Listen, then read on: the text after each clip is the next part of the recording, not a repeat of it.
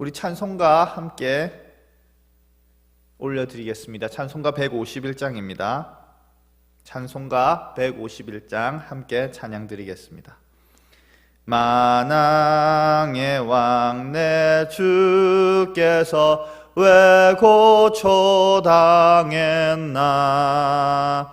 이 벌레 같은 날 위에 그 보혈을 흘렸네. 십자가 내가 처음 볼 때에 나의 마음의 큰 고통 사라져. 오늘 믿고서 내 눈 밝았네. 참 내 기쁨 영원하도다. 주 십자가 못 박힘은 속죄함 아닌가. 그 긍휼함과 큰 은혜 말할 수 없도다. 십자가 내가 처음 볼 때에 나의 맘의 큰 고통 사라져. 오늘 믿고서 내 눈 밝았네. 참 내 기쁨 영원하도다. 늘 울어도 그 큰 은혜 다 갚을 수 없네. 나 주님께 몸 바쳐서 주의 일 힘쓰리.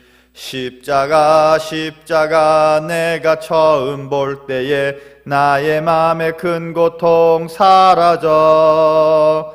오늘 믿고서 내 눈 밝았네. 참 내 기쁨 영원하도다. 늘 울어도 그 큰 은혜 다 갚을 수 없네. 나 주님께 몸 바쳐서 주의 일 힘쓰리. 십자가 내가 처음 볼 때에 나의 맘의 큰 고통 사라져. 오늘 믿고서 내 눈 밝았네. 참 내 기쁨 영원하도다. 함께 기도드리겠습니다. 하나님 아버지 감사합니다. 우리는 부활절을 맞이하여서 주님의 부활을 묵상하고 그 주님의 부활의 기쁨에 함께 참여하였습니다. 하나님 아버지, 그 부활절이 앞서 오기 전에 우리는 또한 사순절의 기간들을 함께 모여서 예배드리지 못하고 잠시 떨어져서 각자의 사순절을 보냈습니다. 하나님 아버지, 이 시간에 우리가 사순절을 제대로 보내었는지, 사순절의 정신에 맞는 시간들을 보내었는지 함께 고민하고 묵상해 보려 합니다.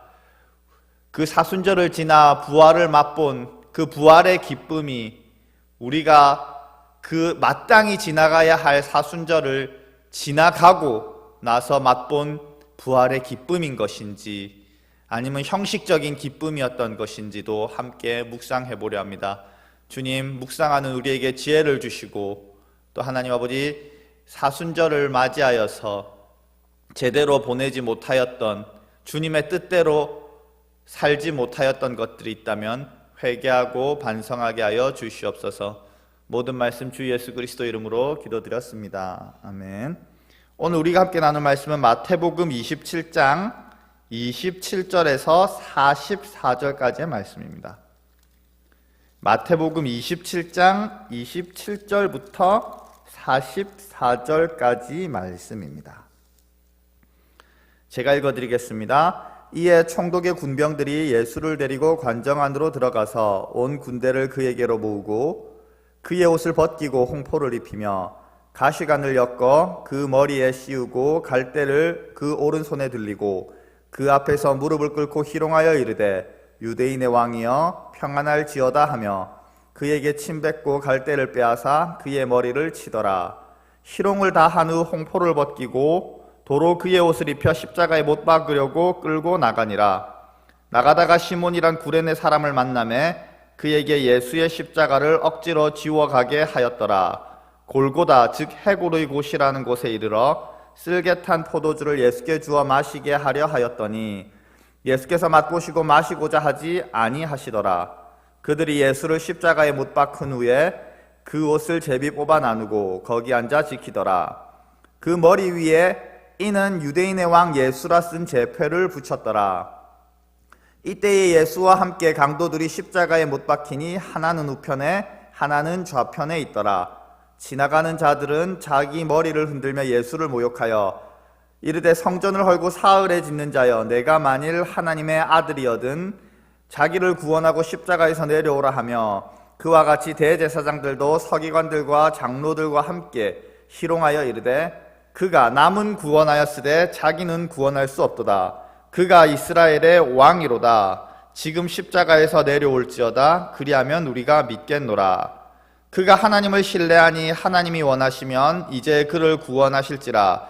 그의 말이 나는 하나님의 아들이라 하였도다 하며 함께 십자가에 못 박힌 강도들도 이와 같이 욕하더라. 아멘.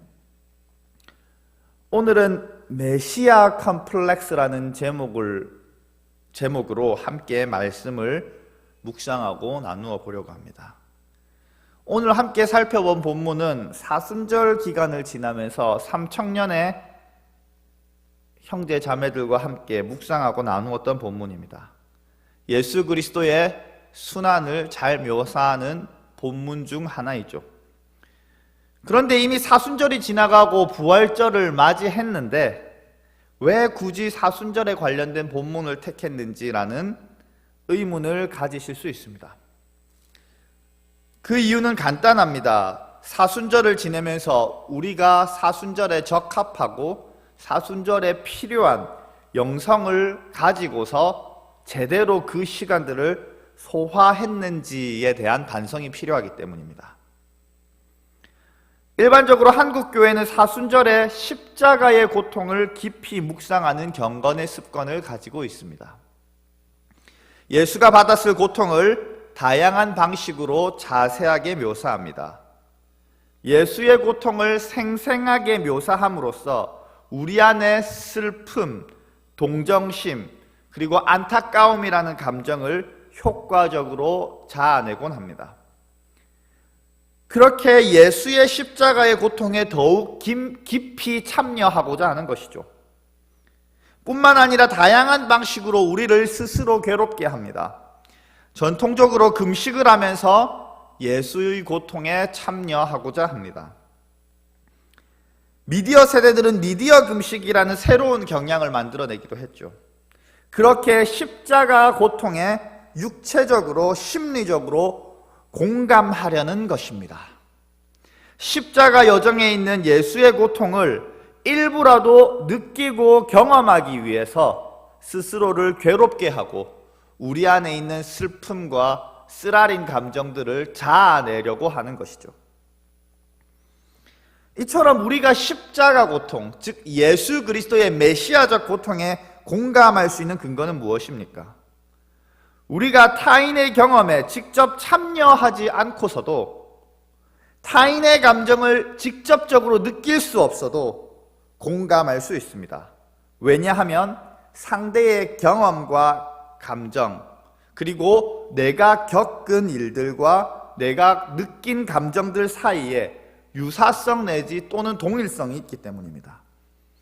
양자가 완벽하게 일치하지 않더라도 그 공통성에 기반해서 어느 정도는 내가 타인의 경험과 타인의 고통과 타인의 감정을 어느 정도는 알 수 있을 것 같기 때문입니다. 어느 정도는 왜 그런 반응을 보이는지 이해할 수 있을 것 같기 때문입니다. 그래서 공감하는 것이죠. 상대방이 겪고 있는 것과 느끼는 것들을 나의 경험에 빗대어 상상할 수 있기 때문에 공감이 가능한 것입니다. 예를 들면 육아를 하는 젊은 여성들 사이에 있는 공감대 같은 것이죠. 예비역 병장들끼리 군대 이야기로 꽃을 피우게 되는 것과 같은 것입니다. 따라서 공감이라는 것은 비슷한 경험과 감정을 공유하지 않은 집단 내에서는 일어나지 않는 반응입니다. 함께 슬퍼하거나 기뻐해 줄 수 없는 것이죠. 남성들이 군대에서 한 축구 이야기를 가장 싫어하는 것처럼 말입니다. 남성들이 군대에서 느끼는 고충을 여성은 절대 이해할 수 없는 것처럼 말입니다. 남성이 여성의 출산의 고통에 대해서 공감할 수 없는 것처럼 말입니다. 이처럼 우리는 이해할 수도 알지도 못하는 것들에 대해서, 그리고 경험해보지 않은 것들에 대해서 우리는 공감할 수 없습니다. 하더라도 아주 제한적으로만 가능할 뿐이죠. 그러한 연유로 우리는 예수 그리스도 십자가 고통에 공감하기 위해서 그와 유사한 고통, 그것을 우리에게 가하는 겁니다. 그리고 그가 느꼈던 슬픔과 고뇌의 감정을 일으켜내기 위해서, 그렇게 공감하기 위해서 다양한 방식으로 사순절 기간 동안 우리 안에 쓰라린 감정을 유발하려는 것이죠. 여기서 삐딱한 질문을 하나 던지려 합니다. 과연 우리는 예수의 십자가 고통에 공감할 수 있을까요? 예수의 십자가 고통을 공감할 수 있는 그 유사성과 동일성이라는 것이 우리의 안에 존재하는 것인지 묻고 있는 겁니다. 우리가 도저히 이해할 수도 알 수도 경험할 수도 없는 그 차원이 예수의 십자가 고통을 가득 채우고 있는 것은 아닌지 묻고 있는 겁니다. 우리의 경험과 대조하여서 헤아릴 수 없는 차원의 고통, 그것에 대하여 우리가 감히 공감하려 들지는 않았는가라고 묻고 있는 것이죠. 십자가 고통은 거부할 수 없는 운명을 깨닫고 절망하는 자의 고통입니다. 이미 자신 앞에 놓여진 비참한 운명을 알면서도 절망의 길로 들어서야만 하는 자의 고뇌입니다. 그 운명을 받아들임으로 인하여 후회로 가득한 사람이 지금이라도 되돌리고 싶은 마음을 계속해서 억누르며 발걸음을 이어야만 하는 고통입니다. 십자가는 온 세상으로부터 버림받은 자의 행보입니다. 하늘의 아버지마저 버린 자가 감내해야만 하는 고난의 시간들인 것이죠. 뿐만 아니라 십자가는 자신을 조롱하고 죽이려는 자들, 자신을 때리고 해하는 자들을 위하여 받아야 하는 고통입니다. 자신을 가장 처절하게 버린 이들을 위하여 받는 고통이라는 것이죠. 게다가 자신을 가장 처절하게 버린 아버지, 가장 아버지를 간절하게 찾을 때 외면했던 그 아버지의 뜻을 수행하는 삶이 십자가입니다. 예수의 십자가의 고통은 초월적인 차원들로 가득합니다. 인간이 감히 들어갈 수 없는 차원에서 일어나는 고통인 것이죠. 하나님의 아들로서 타인의 모든 죄를 끌어안고 죽는 사건입니다. 세상에 내려질, 악한 자와 악한 세력들에게 내려질 하나님의 맹렬한 분노를 홀로 받아내는 것입니다. 하나님마저 부재한 상태에서 홀로 심판의 자리에 서서 신문받는 자의 고통입니다. 그리고 그 십자가를 통하여서 온 세상을 살려내는 구속적인 경험인 것이죠. 이제 여러분에게 다시 묻겠습니다.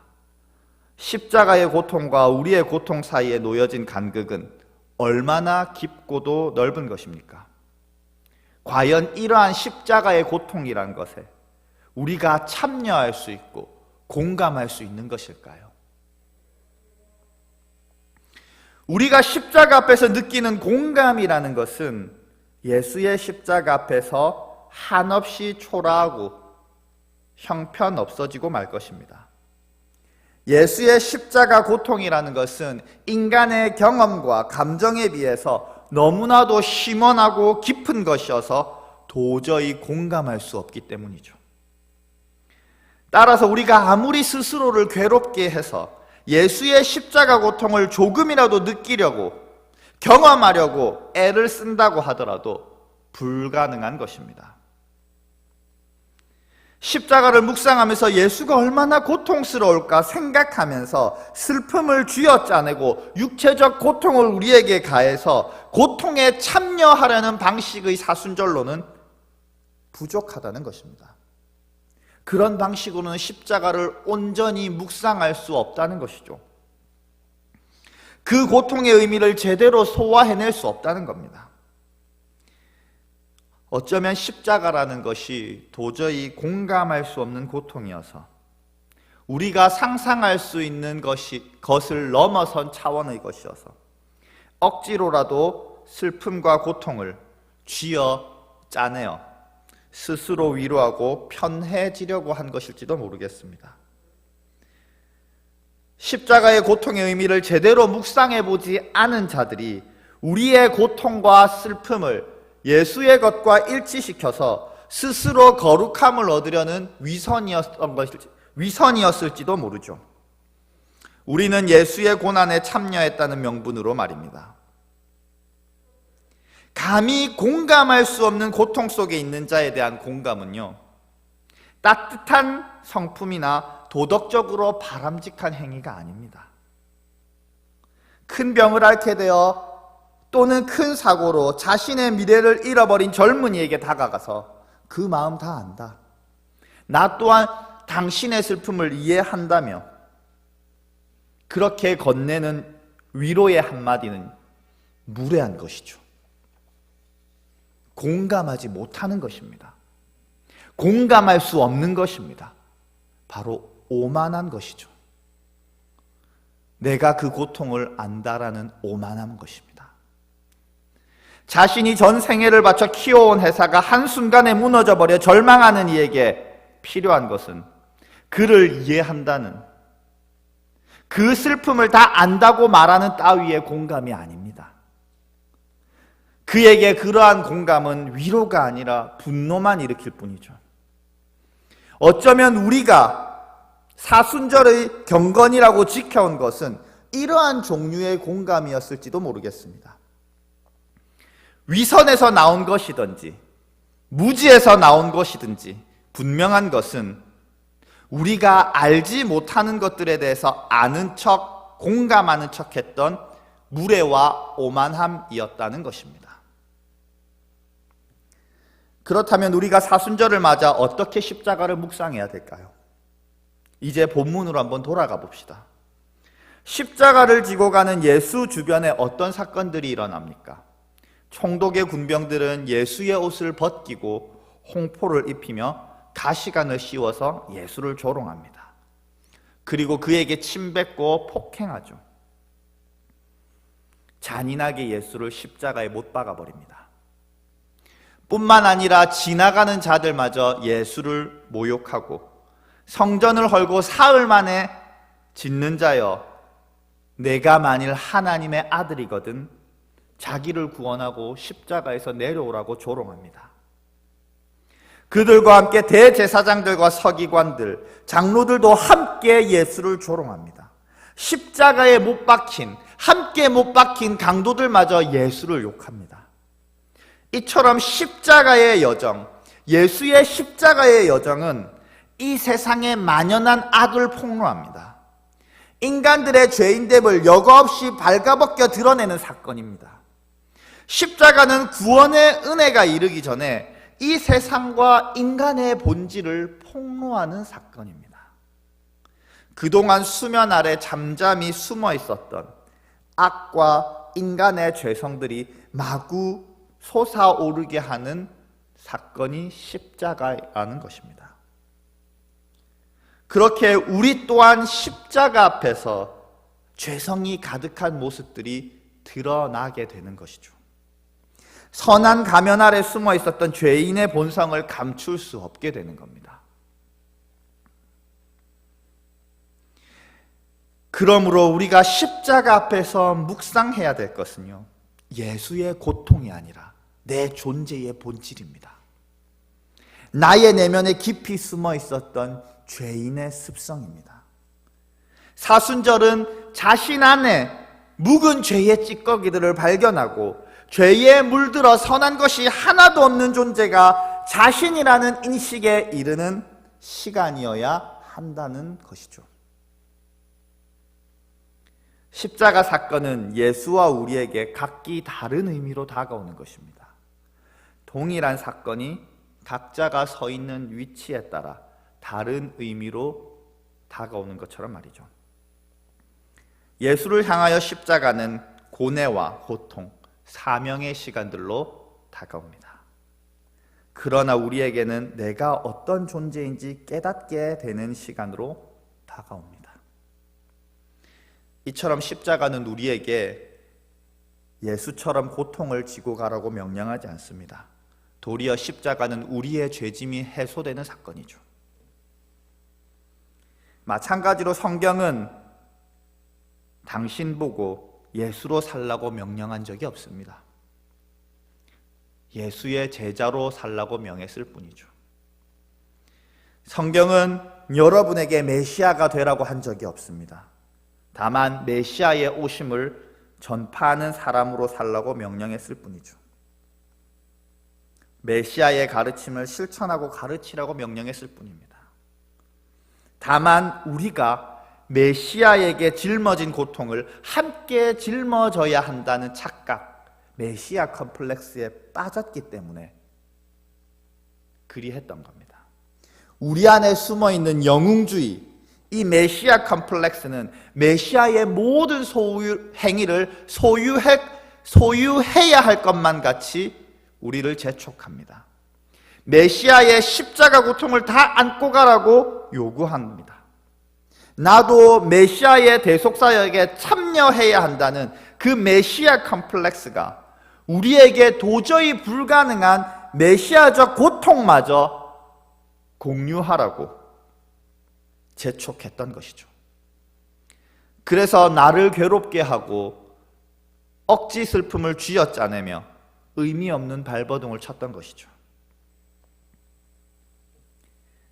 다양한 방식으로 의미 없는 고통으로 우리를 괴롭게 하고 억지 슬픔을 쥐어짜내며 메시아의 고통에 공감하도록 발버둥 치게 했다는 겁니다.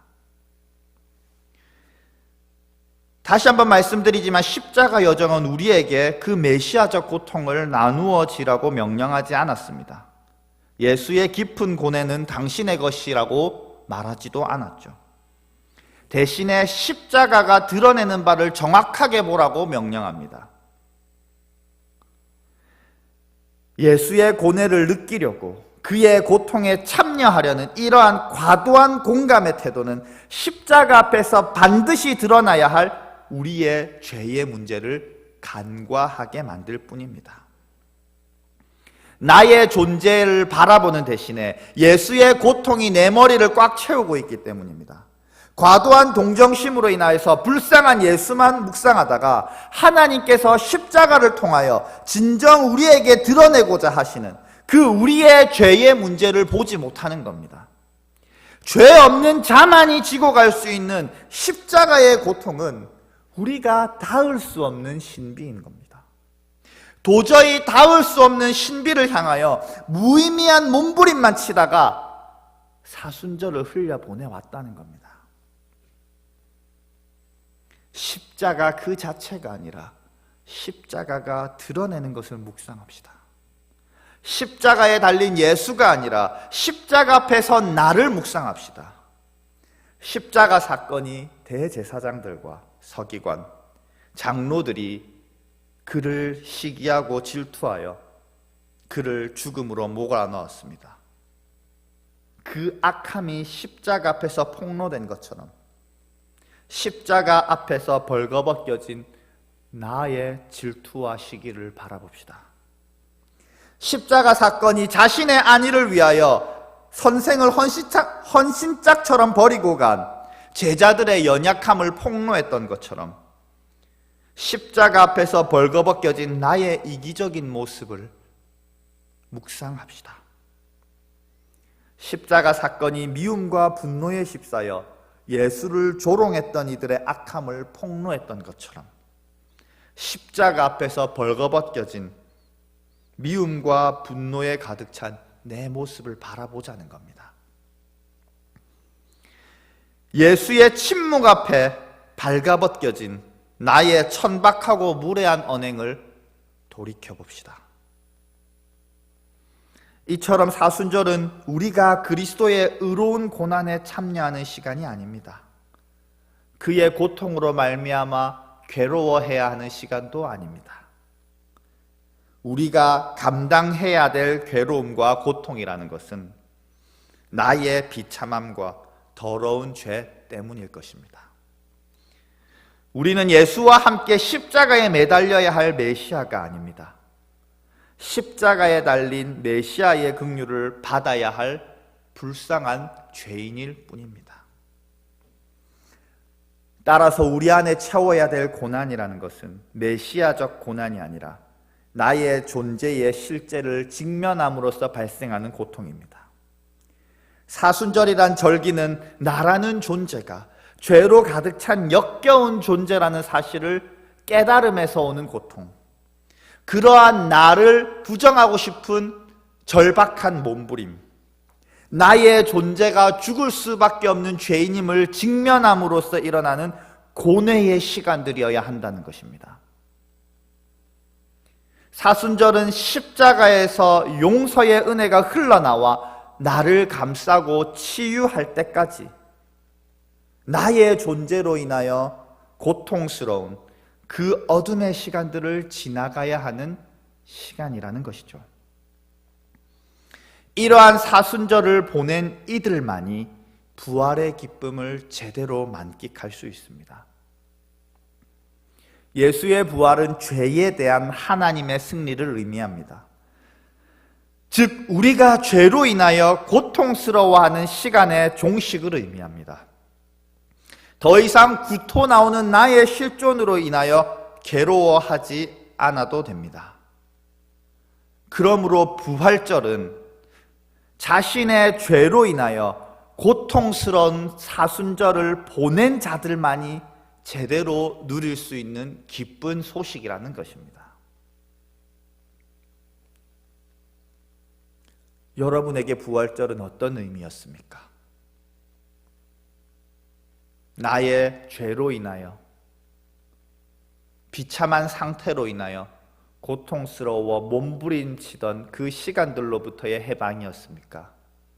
아니면 마치 내가 메시아의 고통에 참여하고 있다는 착각 속에 있다가 내가 메시아와 함께 승리했다는 착각이었습니까? 말씀을 맺으려 합니다.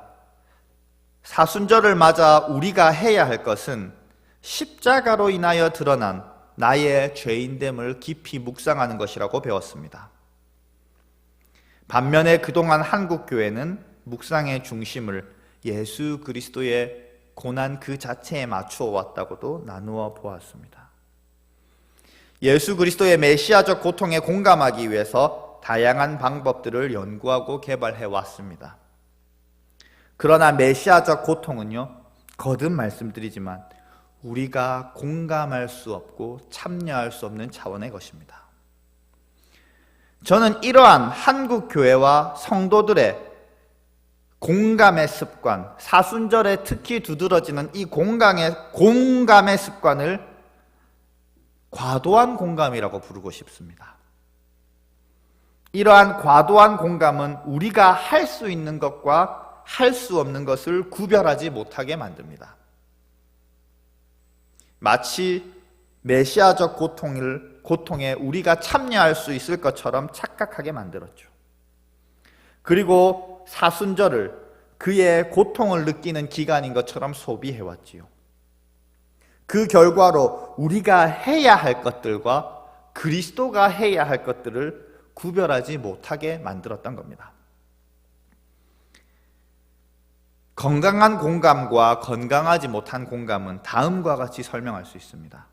건강한 공감은 상대가 처한 상황과 그 상황에서 느끼는 감정을 이해하는 것입니다. 그러나 타인과 자신의 경계를 명확하게 인지하고 있습니다. 상대의 상황과 감정이 나의 몫이 아니라는 것을 아는 것이죠.